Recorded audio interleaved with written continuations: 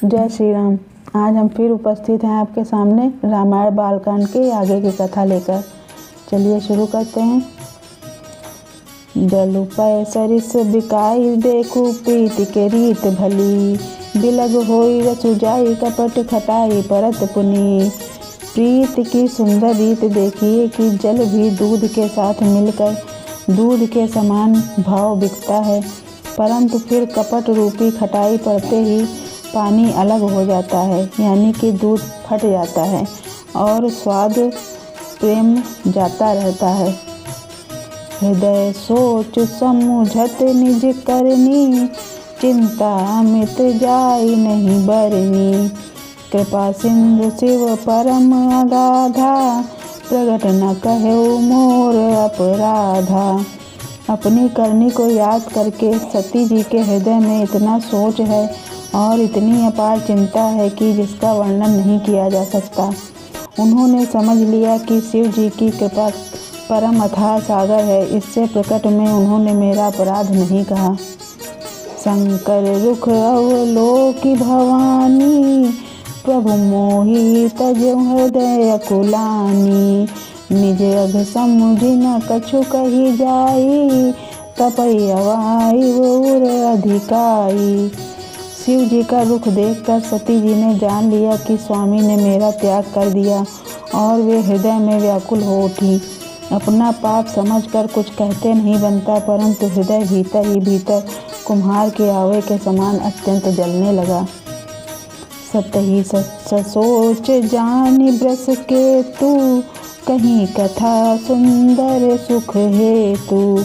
बरनथ पंथ विविध इतिहासा, विश्वनाथ पहुँचे कैलासा। ब्रस केतु शिव जी ने सती को चिंता युक्त जानकर उन्हें सुख देने के लिए सुंदर कथाएं कहीं। इस प्रकार मार्ग में विविध प्रकार के इतिहासों को कहते हुए विश्वनाथ कैलाश जा पहुँचे। कहें पुनि शंभु समुझि पन आपन, बैठे बट तर करी कमलासन। शंकर सहज स्वरूप सम्हारा, लागी समाधि अखंड अपारा। वहाँ फिर शिव जी अपनी प्रतिज्ञा को याद करके बड़ के पेड़ के नीचे पद्मासन लगाकर बैठ गए। शिव जी ने अपना स्वाभाविक रूप संभाला, उनकी अखंड और अपार समाधि लग गई। सती बसहि कैलाश तब, अधिक सोचु मन माही। मर्मु न को जानु कछु, जुग सम दिवस सिराही। तब सती जी कैलाश पर रहने लगी। उनके मन में बड़ा दुख था। इस रहस्य को कोई कुछ भी नहीं जानता था। उनका एक एक दिन युग के समान बीत रहा था। नित नौ सोचु सती उर भारा, कब जहूँ दुख सागर पारा।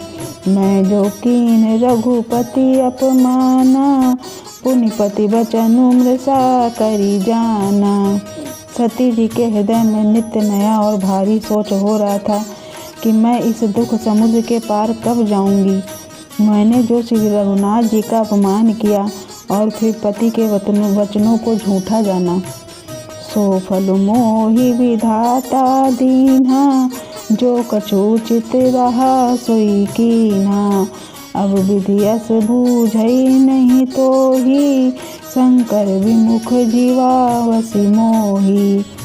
उसका फल विधाता ने मुझको दिया, जो उचित था वही किया, परंतु हे विधाता, अब तुझे यह उचित नहीं है जो शंकर से विमुख होने पर भी मुझे जला रहा है। कहीं न जाई कछु हृदय गलानी, मन महु राम ही सुमिर सयानी। जो प्रभु दीन दयालु कहावा, आरती हरन वेद जसु गावा। सती जी के हृदय की ग्लानि कुछ कही नहीं जाती। बुद्धिमती सती जी ने मन में श्री रामचंद्र जी का स्मरण किया और कहा, हे प्रभु, यदि आप दीन दयालु कहलाते हैं और वेदों ने आपका यह यश गाया है कि आप दुख को हरने वाले हैं, तो मैं विनय करऊँ कर जोरी। छूटौ बेगी देह यह मोरी। जो मोरे शिव चरण सनेहु, मन कर्म वचन सत्य व्रत एहू। तो मैं हाथ जोड़कर विनती करती हूँ कि मेरी यह देह जल्दी छूट जाए। यदि मेरा शिव जी के चरणों में प्रेम है और मेरा प्रेम का व्रत मन वचन और कर्म आचरण से सत्य है, तो सब दर्शी सुनई प्रभु करौ सो बेगी उपाय। होई मरण जहि बिनहि श्रम दूसह विपति सबिहाई। तो हे सर्वदर्शी प्रभु सुनिए और शीघ्र वह उपाय कीजिए जिससे मेरा मरण हो और बिना ही परिश्रम यह असह्य विपत्ति दूर हो जाए। एहि विधि दुखित प्रजेश कुमारी अकथनीय दारुण दुख भारी। बीते संबत सहस 87 तजी समाधि शंभु अविनाशी। दक्ष सुता सती जी इस प्रकार बहुत दुखित थी। उनको इतना दारुण दुख था कि जिसका वर्णन नहीं किया जा सकता। 87,000 वर्ष बीत जाने पर अविनाशी शिव जी ने समाधि खोली। राम नाम शिव सुमिरन लागे, जाने सती जगत पति जागे। जाई शंभु पद बंदन कीन्हा, सन्मुख शंकर आसन दीन्हा।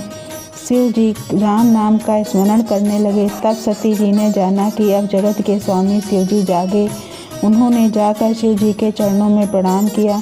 शिव जी ने उनको बैठने के लिए सामने आसन दिया।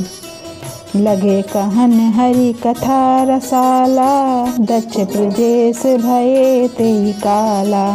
देखा विधि विचारी सब लायक, दक्ष ही कीन प्रजापति नायक। शिव जी भगवान हरि की रसमयी कथाएं कहने लगे। उसी समय दक्ष प्रजापति हुए। ब्रह्मा जी ने सब प्रकार से योग्य देख समझकर दक्ष को प्रजापतियों का नायक बना दिया। बड़े अधिकार दक्ष जब पावा, अति अभिमान हृदय तब आवा। नहीं कोई अस जन्मा जग माही, प्रभुता पाई जाहि मद नाही। जब दक्ष ने इतना बड़ा अधिकार पाया तब उनके हृदय में अत्यंत अभिमान आ गया। जगत में ऐसा कोई नहीं पैदा हुआ जिसको प्रभुता पाकर मद न हो। दक्ष लिए मुनि बोली सब, करन लगे बड़ जाग। नेवते सादर सकल सुर, जे पावत मघ भाग। आज की कथा हम अपनी यहीं समाप्त करते हैं। कल की कथा के लिए हम फिर आपसे मिलेंगे। तब तक के लिए जय श्री राम।